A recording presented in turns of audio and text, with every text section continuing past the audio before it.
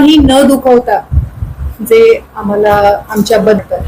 पण कधीतरी कसं असतं की प्रत्येक गोष्टी ही बाहेर माहिती नसतं, कारण सध्या जो बोलबच्चनपणा चालतोय आणि आमच्याविषयी बाहेर जे चुकीचं सांगितलं जात आहे की आमचं बहुमत आहे आणि आम्ही कामं होऊ देत नाहीये.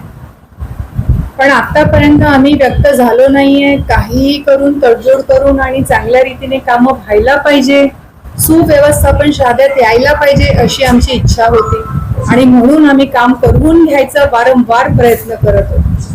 प्रत्येक वेळेस मी व माझी टीम, आमचे प्रत्येक सदस्य, सगळ्या प्रभागांचे वेगवेगळे जे कामं आहेत ते कामं त्यांना आम्ही देतोय, निवेदन देतोय. पण नगराध्यक्षांकडनं जे विषय आहे ते अजेंड्यावर घेतलंच जात नाही. त्यांचं म्हणणं असेल की अजेंड्यावर विषय घेण्याचा जो अधिकार आहे तो त्यांचा आहे आणि म्हणून ते आमचे विषय घेत नाहीये. आणि ते सगळे प्रूफ सहित आज आम्ही इथं उपस्थित झालो आहोत आणि ही परिषद घेतो आहे. त्यांनी जरी आमचे विषय घेतले नसेल, मग नंतर एप्रिल महिन्यात आम्ही कलेक्टर मॅडमांकडे धाव घेतली, त्यांना आम्ही निवेदन दिलं, त्यांना सांगितलं की आमचे एवढे विषय, आमचे शहर मागे पडतंय. मागील 4 वर्ष प्रशासनाचा काळ होता आणि म्हणून भरपूर कामं रेंगाळली आहे. कलेक्टर मॅडमांनी आम्हाला सांगितलं की मी विशेष सभा लावणार आहे, पण अजून त्यांच्याकडनं पण काहीही झालेलं नाही. आणि म्हणून शेवटी आम्हाला तुम्हाला सांगावं लागतंय की शहरात जे चुकीच्या बातम्या आहे की आम्ही कामं होऊ देत नाहीये, तसं नाहीये. इवन रस्त्यांचं बघा, मूलभूत जे आहे गरज ते तर आम्ही करतो, जे साफसफाई करतोय, पाण्याची व्यवस्था करतोय. बांधकाम विभागाचं झालं संतोष भाऊंचं, तर रस्ते आम्ही 2 महिन्या आधीच जे शहरात खड्डे आहे रस्त्यांवर ते खड्डे बुजवण्यासाठी निविदा क्लिअर करून दिली होती. पण अजूनपर्यंत वारंवार सांगून सुद्धा प्रशासनकडनं ते होत नाहीये कामं खड्डे बुजवण्याचं.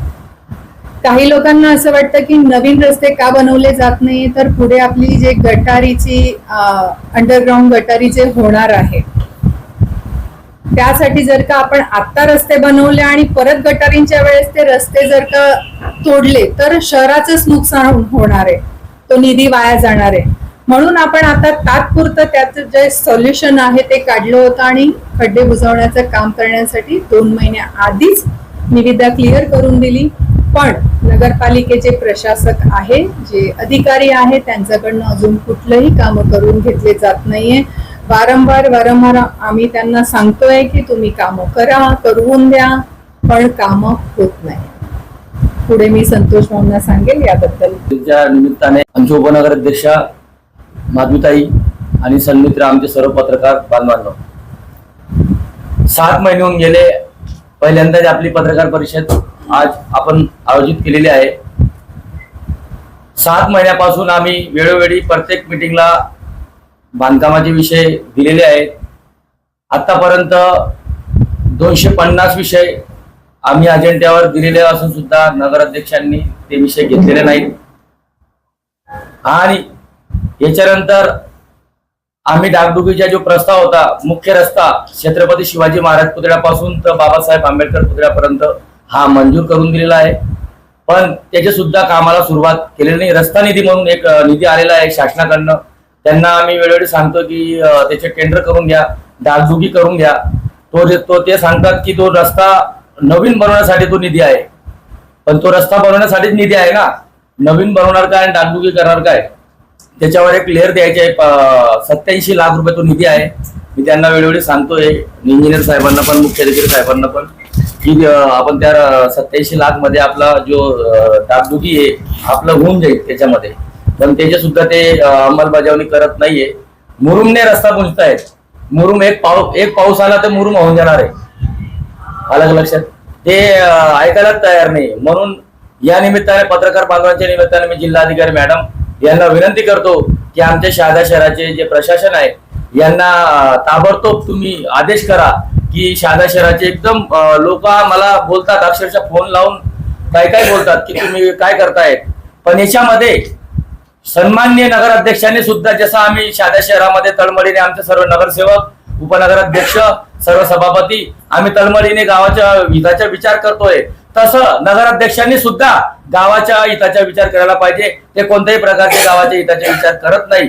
त्यांनी कधी रस्त्यावर उतरून काम बघितलं नाही. रस्ता हा कसा आहे, काय आहे, लोक पडतायत, झडतायत, त्यांनी विचार करावा. आणि त्यांना पण लोकांनी निवडून दिलेलं आहे, काम करण्यासाठीच निवडून दिलेलं आहे.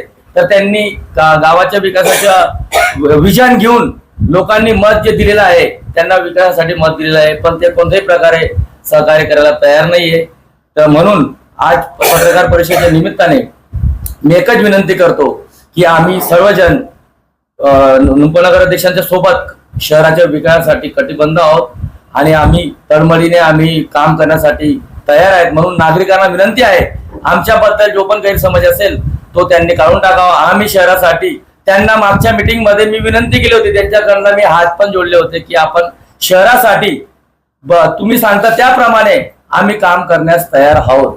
पण आतापर्यंत सुद्धा आमच्या जवळ न्याय दिलेला नाहीये. म्हणून अजून एकदा विनंती करतो नगराध्यक्षांना, पत्रकार बांधवांच्या समोर, की तुम्ही गावाच्या हिताचा जो पण काम असेल ते त्यांनी अजेंड्यावर घ्यावा. आम्ही कधी नामंजूर नाही केलं तेव्हा आम्हाला तुम्ही बोला. म्हणून या पत्रकार निमित्ताने सर्व पत्रकार बांधव इथं आलेत. म्हणून सर्व पत्रकार बांधवांचे धन्यवाद. जय हिंद, जय महाराष्ट्र.